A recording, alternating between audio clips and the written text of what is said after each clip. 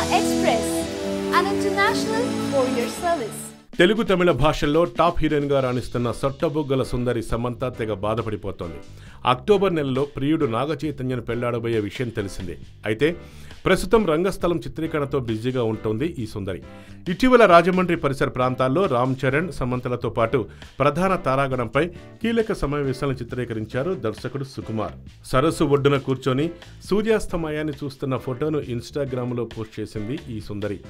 ఈ దృశ్యం తన అభిమానులతో పంచుకుంది సమంత. ఇందులో వాలుజోడ లంగావాణితో 16 తెలుగు పల్లెటూరు అమ్మాయిగా సంప్రదాయం ఉట్టిపడేలా కనిపిస్తోంది సమంత. రంగస్థలం సినిమాలో ఆమె లుక్ ఇదేనని వార్తలు వినిపిస్తున్నాయి.